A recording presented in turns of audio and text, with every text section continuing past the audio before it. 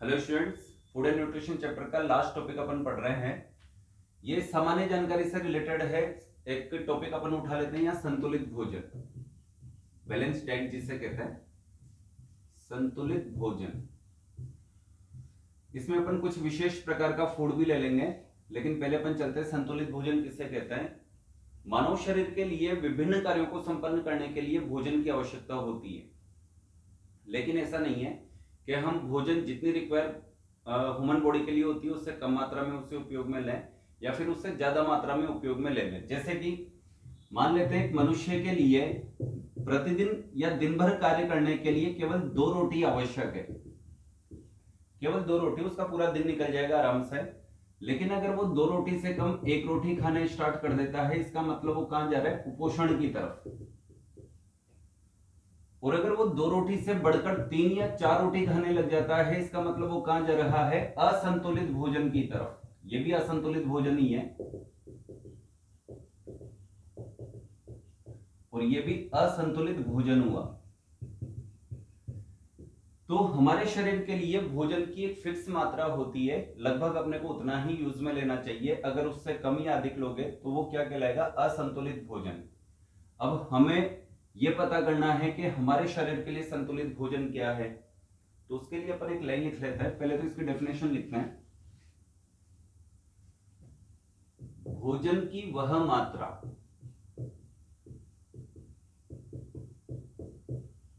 जो सजीव शरीर या मानव शरीर के लिए आवश्यक होती है। आवश्यक मात्रा का मतलब है कि न तो उससे कम लेना है ना ही उससे ज्यादा लेना है। आवश्यक मात्रा जितनी है बस उतना ही अपने को यूज में लेना है। तो आवश्यक मात्रा जो मानव शरीर के लिए आवश्यक होती है संतुलित भोजन कहलाती है। बस वही हमारे लिए बैलेंस डाइट है।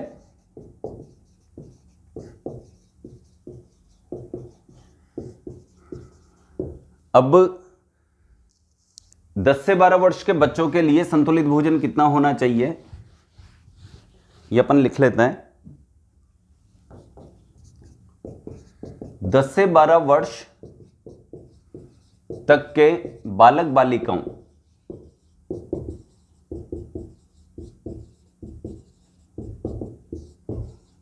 के लिए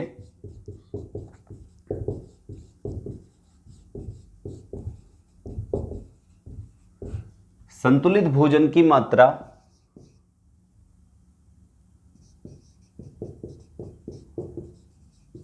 निम्न प्रकार से है।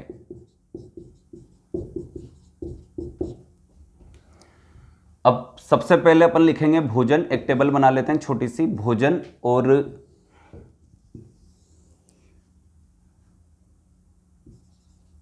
आवश्यक मात्रा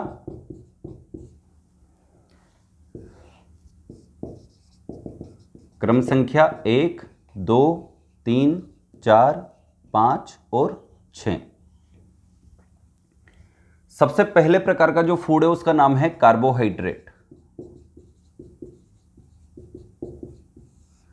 सेकंड नंबर पे जो फूड है उसका नाम है वसा अथवा लिपिड। तीसरे नंबर पे हमने पढ़ा था प्रोटीन।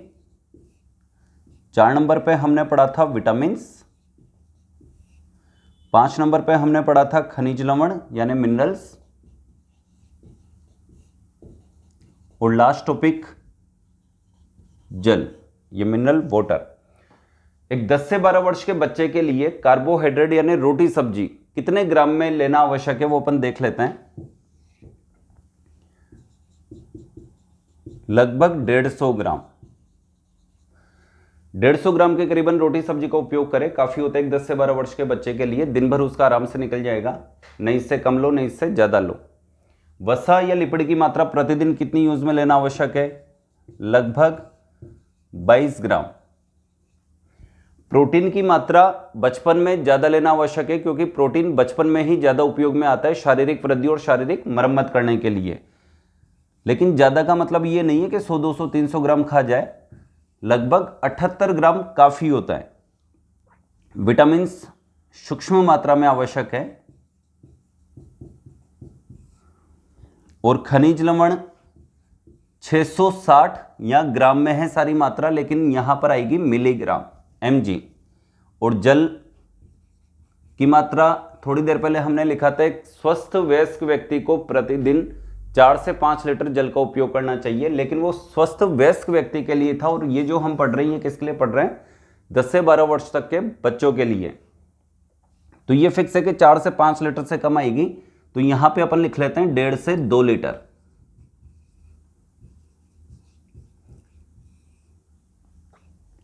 ये टेबल लिखी है।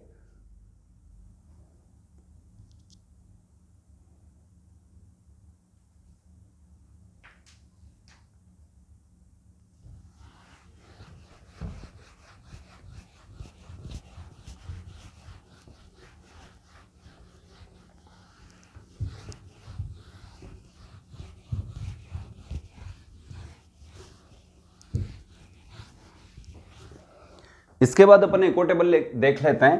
अच्छा पॉइंट है ये, एक स्वस्थ, और स्वस्थ के साथ साथ अपन लिख रहे हैं वयस्क, सामान्य व परिश्रमी,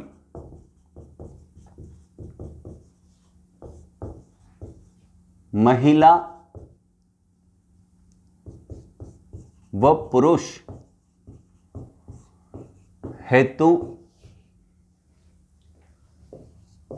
प्रतिदिन आवश्यक ऊर्जा की मात्रा। इसमें एक टेबल बनाएंगे अपन।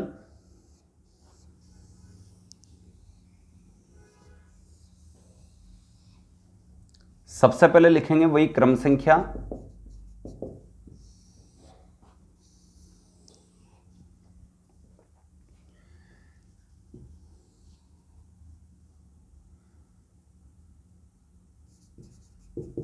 व्यक्ति का प्रकार लिखेंगे अपन कि वो सामान्य के लिए बात कर रहे हैं अपन या फिर परिश्रमी के लिए। ये नंबर 1, ये नंबर 2। यहां पे पहले लेते हैं अपन महिला, फीमेल, देन मेल, पुरुष। अब एक सामान्य महिला को प्रतिदिन कितने कैलोरी की आवश्यकता होती है, यहां लिखते हैं अपन 2500 कैलोरी। इतनी प्रतिदिन लेना आवश्यक है एक महिला के लिए जो सामान्य होती है। सामान्य से मतलब जो नॉर्मल वर्क करती है, मजदूरी वगैरह नहीं करती, या खेतों में काम नहीं करती, या फिर ऐसा कोई भार उठाने का काम नहीं करती। लेकिन ऐसी महिला जो परिश्रमी होती है, परिश्रमी महिला, उसको प्रतिदिन 3000 कैलोरी लेना आवश्यक होता है। महिला के बाद चलते अपन पुरुष के लिए। एक सामान्य पुरुष को प्रतिदिन कितने कैलोरी की आवश्यकता होती है, लगभग 3000 कैलोरी। यहां पे देखिए, एक परिश्रमी महिला को प्रतिदिन जितने कैलोरी की आवश्यकता है वो एक सामान्य पुरुष को होती है। तो फिर परिश्रमी पुरुष के लिए प्रतिदिन कितने कैलोरी की आवश्यकता होगी, वो होगी लगभग 3500 कैलोरी।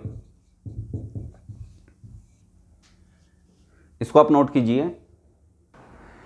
इसके बाद हम स्टार्ट करते हैं, 2 टॉपिक लेंगे अपन, एक तो मां का दूध और एक मुर्गी का अंडा, कि बच्चों के लिए या व्यक्ति के लिए ये दोनों चीजें किस प्रकार से आवश्यक होती है। तो नेक्स्ट टॉपिक अपन डाल लेते हैं, मां का दूध, मदर मिल्क।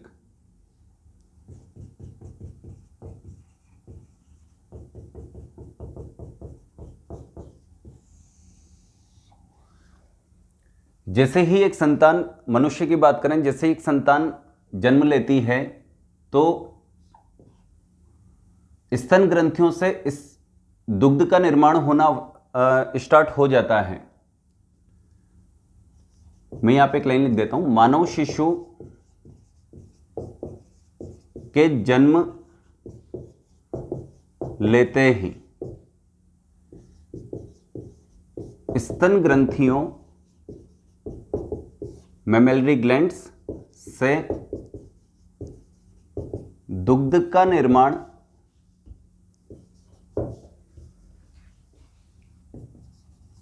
निर्माण होना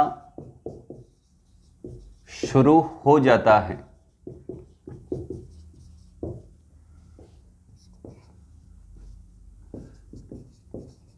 स्तन ग्रंथियों से स्त्रवित शुरुआती अथवा प्रथम दूध को, यानी जो सबसे पहले स्त्रवित होता है मिल्क, उसे कोलोस्ट्रम के नाम से जाना जाता है। प्रथम दूध को कोलोस्ट्रम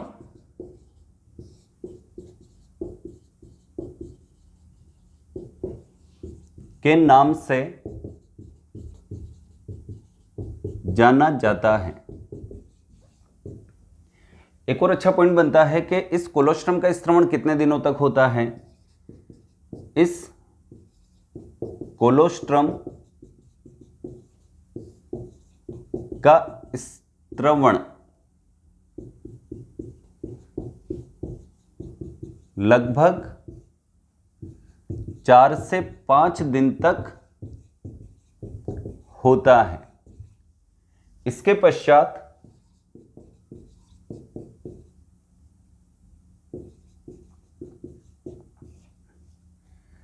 पश्चात यह सामान्य दूध के रूप में स्त्रवित होता है।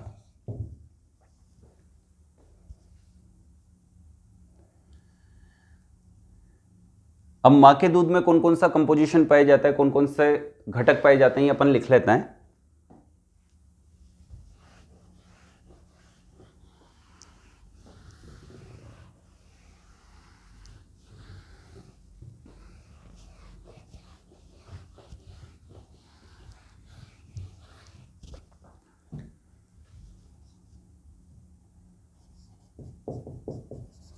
मां के दूध में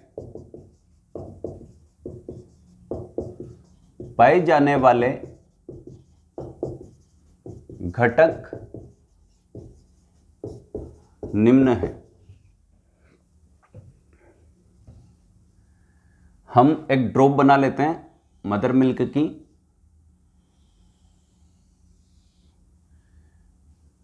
ये डायग्राम है मां के दूध की बूंद। अब इस बूंद में हम सबसे पहले बात करेंगे कार्बोहाइड्रेट की। ये प्रेजेंट है, यहां लिख दिया शर्करा। ये पहला टॉपिक पढ़ रहे हैं अपन, शर्करा ऑब्लिक कार्बोहाइड्रेट।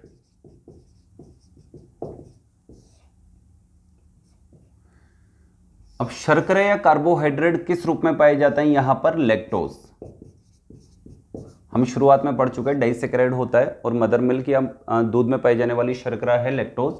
लेकिन लैक्टोज भी दो भागों से मिलकर बना होता है, जिसमें नंबर 1 हमने लिखा था ग्लूकोज और नंबर 2 हमने लिखा था गैलेक्टोज।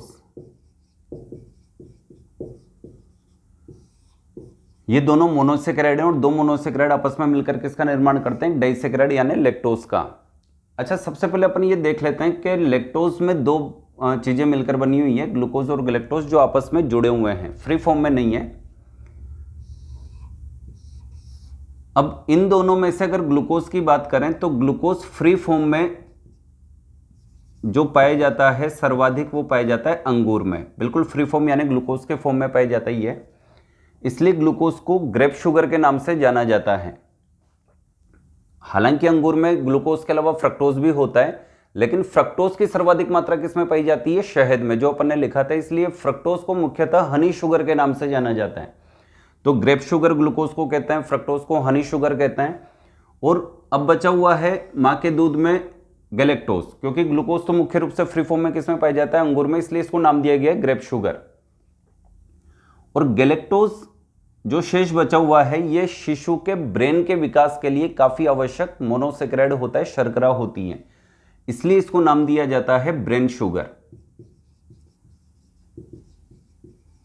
ये शिशु के ब्रेन में जो द्रव्य होता है उसमें भी प्रेजेंट होता है। और दूध में ग्लूकोज को हटाने के बाद, क्योंकि गैलेक्टोज मुख्य रूप से दूध में ही पाया जाता है, ग्लूकोज मुख्य रूप से अंगूर में फ्री फॉर्म में पाई जाती है, तो इसको तो हम ले जाते हैं अंगूर की तरफ, शेष कौन बची दूध में, गैलेक्टोज। इसलिए गैलेक्टोज को एक और नाम दिया जाता है मिल्क शुगर। लेकिन ये चीजें मैं आपको लिखा दूंगा बाद में, फिलहाल अपन आगे बढ़ते हैं। ये दोनों तो ये लिखी रहने देते हैं, अंगूर वाली चीज अपन बाद में लिखेंगे। ये शर्करा कंप्लीट हुई। 6 प्रकार के फूड में से कार्बोहाइड्रेट के बाद अपन चलते हैं सेकंड टॉपिक की तरफ, जिसका नाम है वसा अथवा लिपिड। अब मां के दूध में जो वसा पाई जाती है वो 2 प्रकार की लिखेंगे अपन। नंबर 1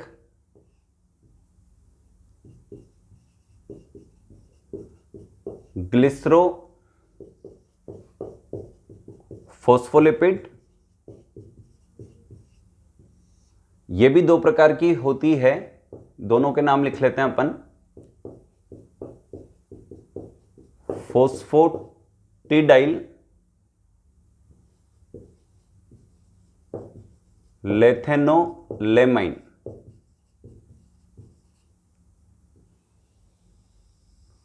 और दूसरी है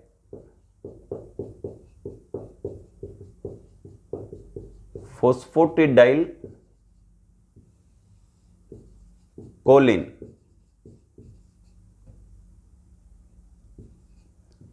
ये दोनों इसी के रूप हैं, ग्लिसरोफोस्फोलिपिड के। और जो सेकंड प्रकार की पाई जाती है उसका नाम है स्फिंगोलिपिड।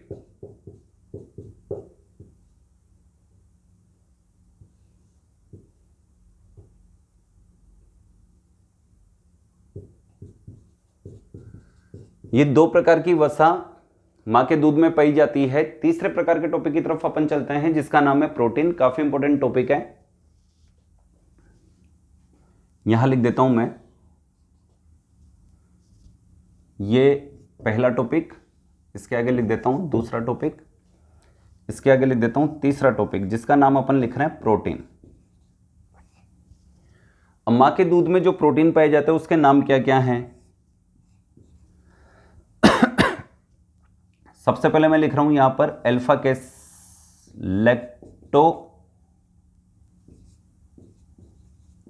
लैक्टोलब्यूमिन। ये एक प्रकार का प्रोटीन है जो मां के दूध में पाया जाता है। इसके बाद अपन लिखते हैं बीटा कैसिन। इसके बाद अपन लिखते हैं लैक्टोफेरिन।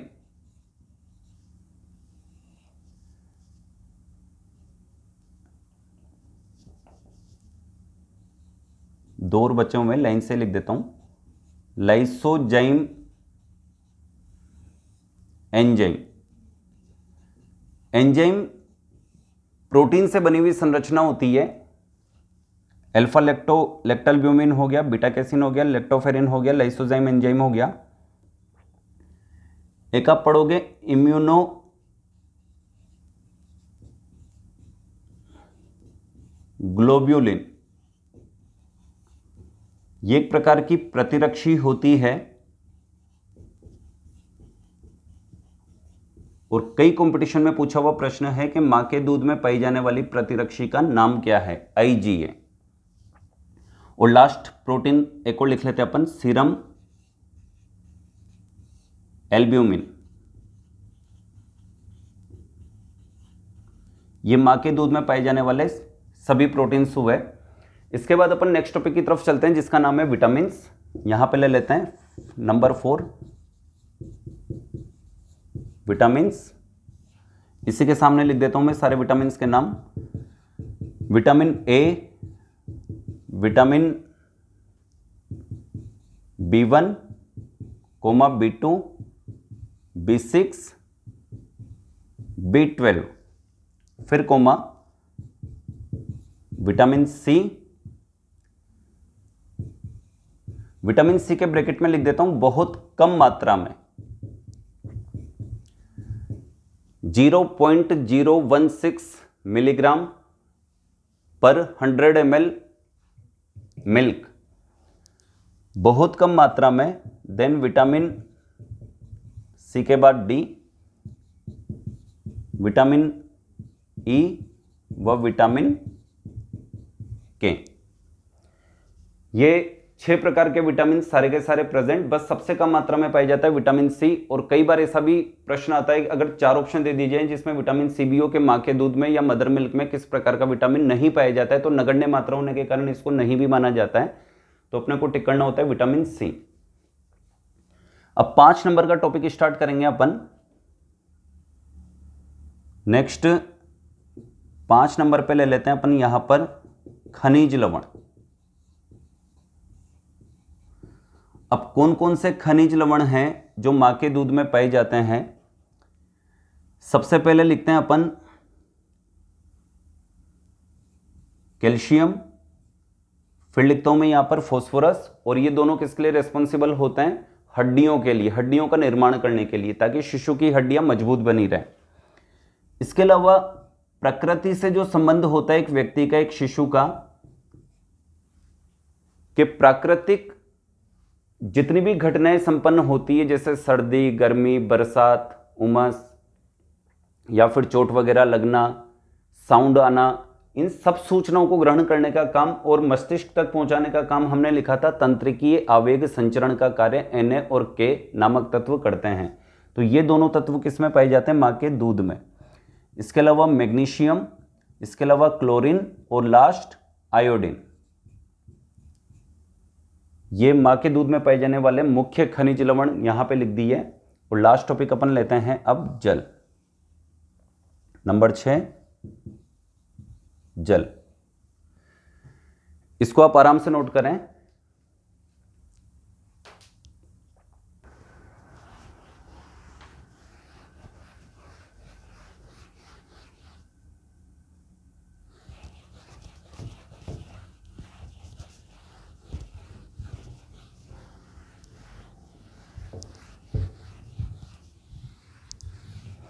इसके बाद हम एक पॉइंट और लिख लेते हैं। मां के दूध में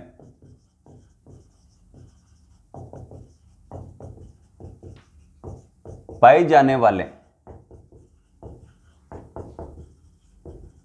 विभिन्न भोज्य पदार्थों की मात्रा निम्न प्रकार से है।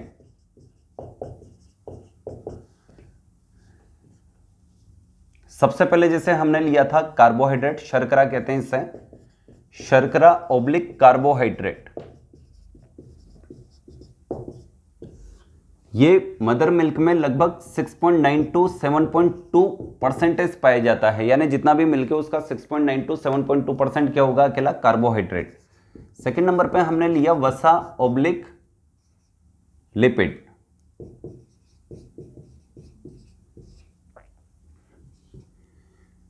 इसकी मात्रा होती है लगभग 3 से 5%, यानी कार्बोहाइड्रेट से थोड़ी कम। नेक्स्ट हम ले रहे हैं प्रोटीन। प्रोटीन शिशु अवस्था में या बाल्यावस्था में काफी अच्छा फैक्टर है ह्यूमन ग्रोथ के लिए और ह्यूमन बॉडी रिपेयरिंग के लिए। तो इसकी कितनी मात्रा आवश्यक होती है? 0.8 से 0.9%। सॉरी, मदर मिल्क में कितना पाया जाता है? ये कंप्लीट मदर मिल्क का 0.8 to 0.9%। चौथे नंबर पर अपन ले रहे हैं विटामिन्स।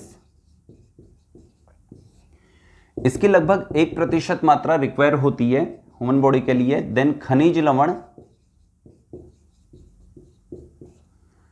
मदर मिल्क में विटामिन्स 1% होगा और मदर मिल्क में खनिज लवण की मात्रा देखी जाए तो 0.2% ओनली। और 6 नंबर पे अपन ले रहे हैं जल।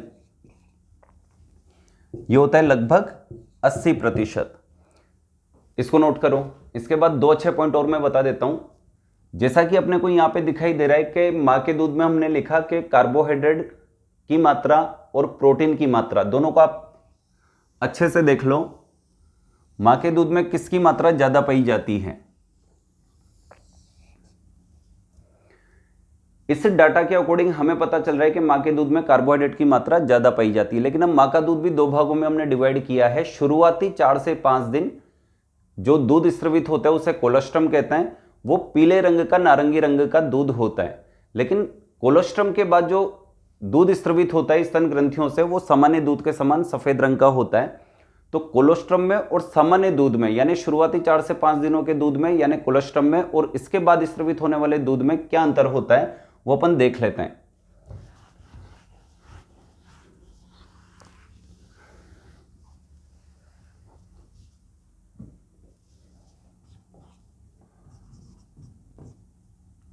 यहां लिख देता हूं मैं कोलोस्ट्रम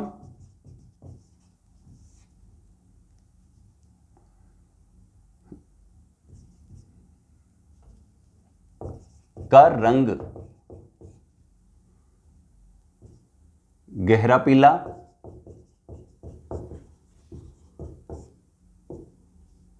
अथवा नारंगी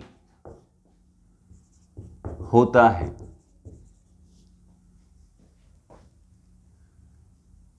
जो उसमें उपस्थित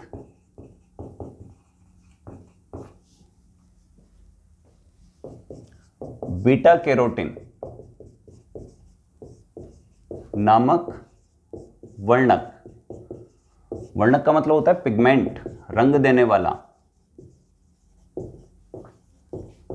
के कारण होता है। एक अंतर तो ये पढ़ा हमने, कोलोस्ट्रम का कलर कैसा होता है, गहरा पीला या नारंगी रंग का, जो किसके कारण, इसके लिए रेस्पॉन्सिबल कौन होगा, दूध में उपस्थित बीटा कैरोटीन। अच्छा, यहां पे अब हम देख रहे हैं कि हमने लिखा है कि कार्बोहाइड्रेट की मात्रा मां के दूध में अधिक होती है किसकी तुलना में, प्रोटीन की तुलना में, लेकिन कोलोस्ट्रम में इसका उल्टा होता है। कोलोस्ट्रम में कार्बोहाइड्रेट की मात्रा कम होती है किसकी तुलना में, प्रोटीन की तुलना में।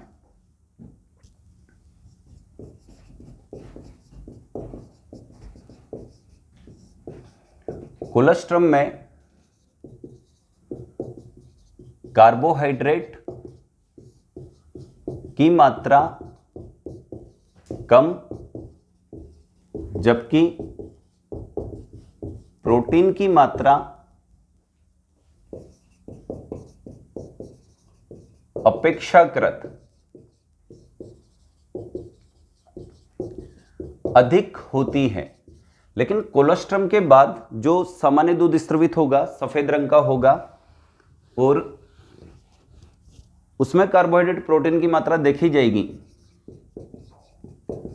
कोलोस्ट्रम के बाद अर्थात 4 से 5 दिन बाद स्तन ग्रंथियों से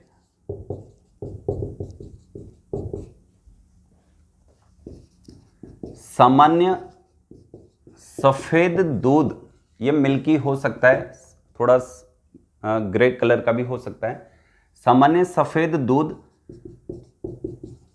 स्रवित होने लग जाता है। इस सामान्य, अगला पॉइंट लिख लेते हैं, इस सामान्य सफेद दूध में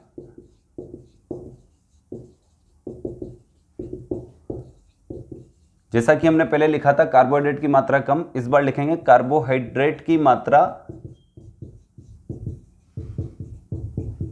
अधिक।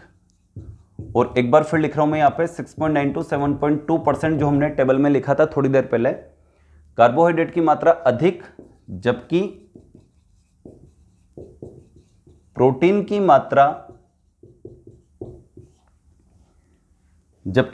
की मात्रा अपेक्षाकृत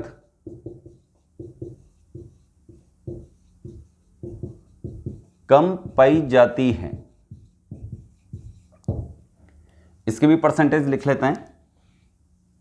प्रोटीन की मात्रा अपेक्षाकृत कम पाई जाती है, जो हमने लिखा था 0.8 to 0.9% पाई जाती है। इसको भी आप नोट करें। मां के दूध के बाद अपन मुर्गी के अंडे के बारे में भी देख लेते हैं। मुर्गी के अंडे में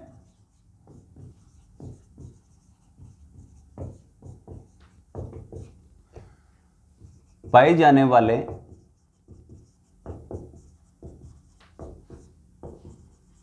विभिन्न प्रकार के भोज्य पदार्थ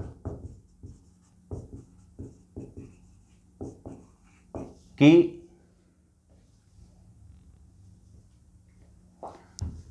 भोज्य पदार्थ निम्न है। अब मुर्गी के अंडे की बात करें अपन, जैसे अपन ने माँ के दूध में एक ड्रॉप बनाई थी, बूंद बनाई थी, और उस समय सारा का सारा अपन ने लिख लिया था। उसी प्रकार से इस बार हम एक मुर्गी का अंडा बना लेते हैं। यह है एक मुर्गी का अंडा, और इसमें भी अपन सबसे पहले चलते हैं वही फर्स्ट टॉपिक जो अपन ने वहां पे लिया था, शर्करा ओब्लिक कार्बोहाइड्रेट।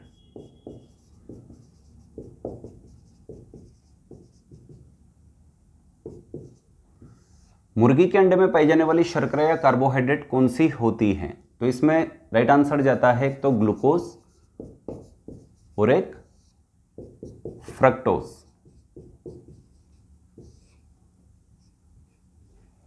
ग्लूकोज और फ्रक्टोज की मात्रा पाई जाती है इसमें। सेकंड टॉपिक की तरफ चलते हैं अपन, जिसका नाम है वसा या लिपिड। अब हमने वसा या लिपिड को दो प्रकार से पढ़ा है, एक तो संतृप्त वसा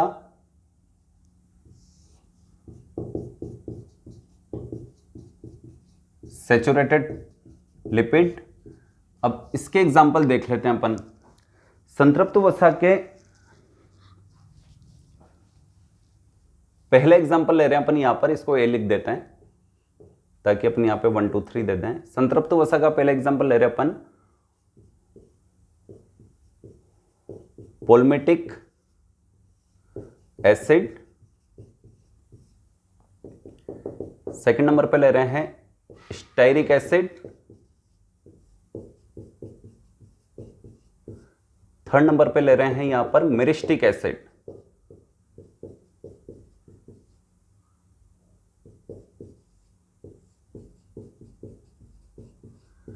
संतृप्त वसा के बाद सेकंड नंबर पे अपन बी करके लिख रहे हैं असंतृप्त वसा।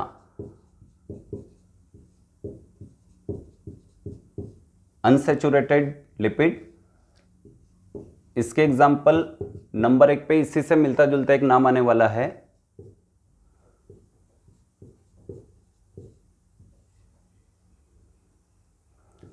पोलमिटोलेइक एसिड। सेकंड नंबर पर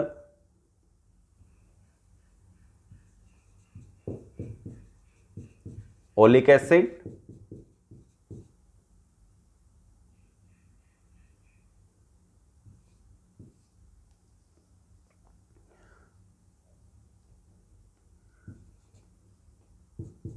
और तीसरे नंबर पर लिनोलिन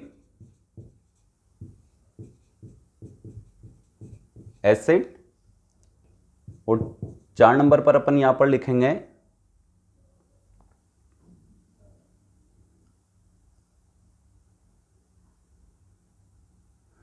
पोलमिटोलिक एसिड हो गया, ओलिन एसिड हो गया, लिनोलिन एसिड हो गया। काफी है। इसके बाद अपन चलते हैं नेक्स्ट, वसा के बाद प्रोटीन की तरफ।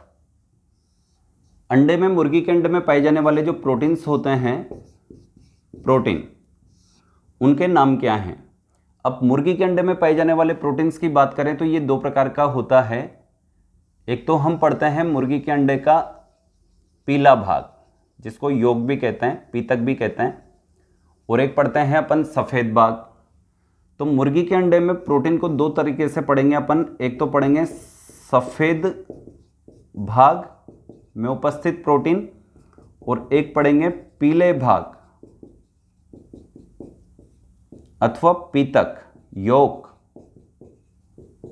में उपस्थित प्रोटीन।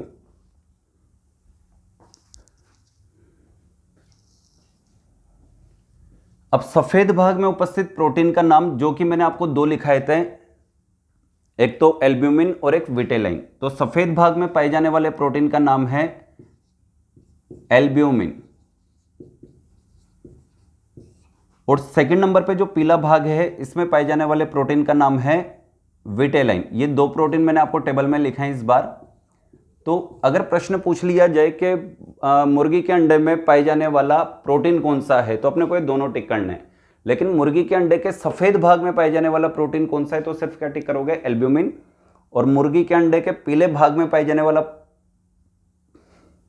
प्रोटीन कौन सा है, तो अपने को टिक करना है विटेलिन।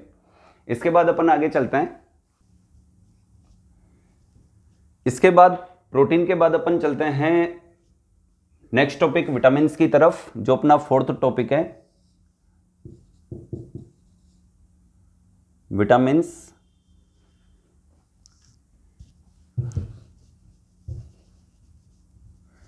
इसमें मैं आपको एक और लिखा देता हूं, पहले भी मेरा मन कर रहा था लिखाने का, लेकिन लिखा ही देता हूं, ज्यादा तो नहीं होगा।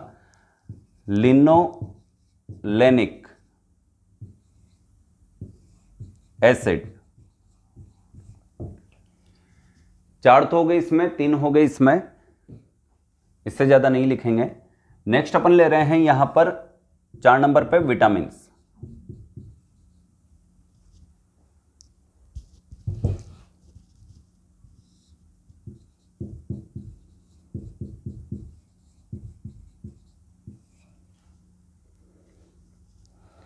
विटामिन्स इसमें प्रेजेंट होते हैं vitamin A, B1, B2, B5, B12, vitamin D, E व के।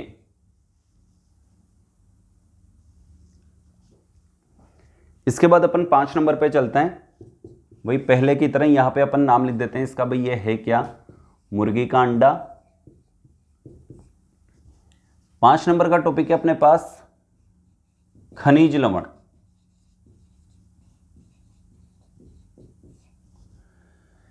खनिज लवण मिनरल्स इसमें जो पाए जाते हैं वो अपन लिख लेते हैं। कैल्शियम की इसमें अच्छी मात्रा पाई जाती है, आयरन की अच्छी मात्रा पाई जाती है, मैग्नीशियम अच्छा पाया जाता है, जिंक अच्छा पाया जाता है, सेलेनियम अच्छा पाया जाता है, फॉस्फोरस अच्छा पाया जाता है, और कैलियम यानी पोटेशियम अच्छी मात्रा में पाया जाता है। और लास्ट 6 नंबर का टॉपिक जल। इसको भी आप अच्छे से नोट कर लें। इसके बाद अपन एक और पॉइंट लिख लेते हैं कि मुर्गी के अंडे का जो पीला भाग होता है इसको यॉक कहते हैं, पीतक कहते हैं। ये रंग किसके कारण होता है इसका पीला, तो आप एक और पॉइंट नोट कर लें नीचे की तरफ। मैं यहां लिख देता हूं ऊपर।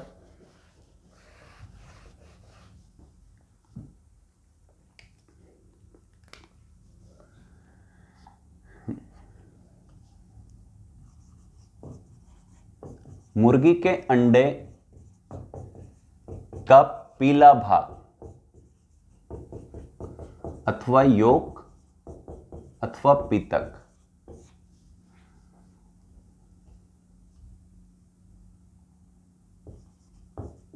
जेंथोफिल।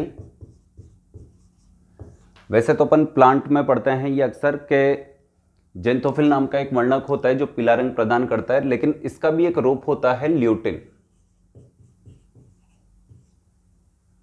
वह एक और लिखा देता हूं मैं, जो मुर्गी के अंडे को पीला रंग प्रदान करता है यानी योक भाग को, जेक्सांथिन।